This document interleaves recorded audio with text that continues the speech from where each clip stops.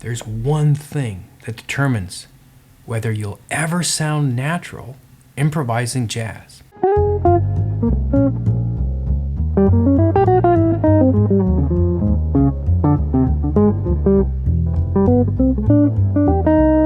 And almost nobody teaches this, especially here on YouTube. Now, it's not because it isn't important, but because it's challenging to try and demonstrate. You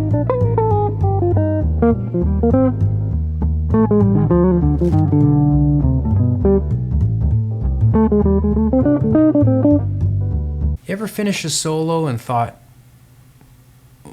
why didn't that sound the way I wanted it to? It didn't feel right. I bet everything felt forced. That feeling usually has nothing to do with your knowledge of theory. I've been there. I wish someone would have explained this to me when I started out.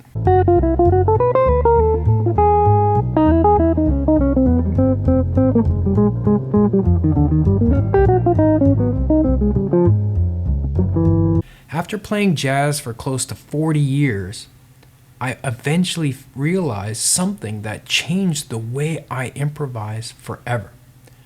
It wasn't a scale or a mode. It wasn't a chord substitution or a magic note to play. And it wasn't more theory.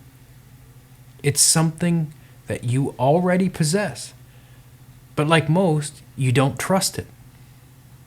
Your intuition.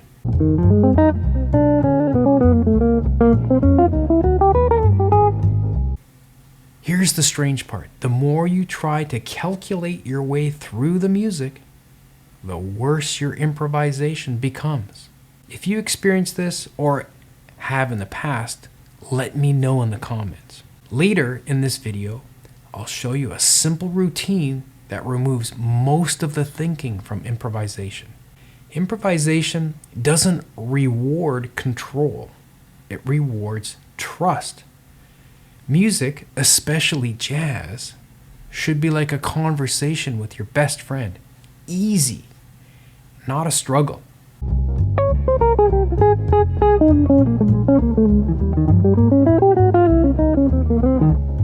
How do you get into that flow state? How do you stop thinking while you play? Telling someone, just feel it, is useless advice. There is something that you can practice that trains this automatically. You need to practice something so deeply that your brain no longer has to think about it. There's one exercise that I've used for over 2 decades that solves almost everything.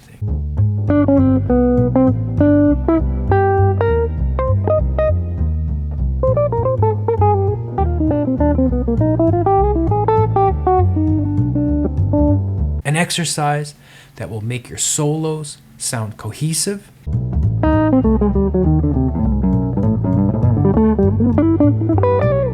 have you confidently nailing the chord changes, knowing the notes of every chord inside out.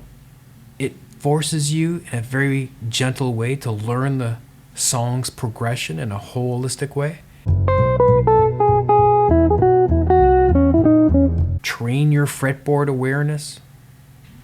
Make anything you play connect to the next idea. Eliminate awkward cramming of memorized licks as if it's a puzzle. And the exercise is really simple. You practice chord tones. Specifically, chord tones on beats 1 and 3 in 4/4 time, and beat 1 if a song is in 3/4. And in a moment, I'll show you what makes this exercise unbelievably powerful.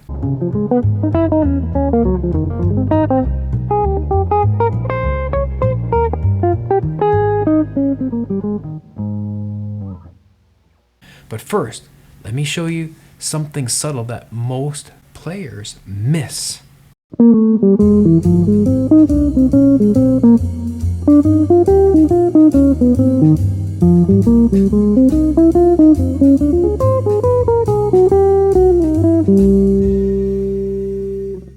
See, a good phrase has anchor notes buried within the line and connects it to the chord changes. These are your chord tones.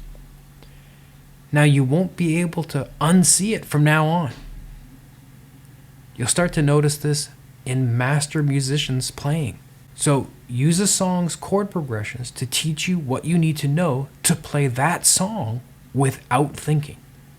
So this is what you practice. Lean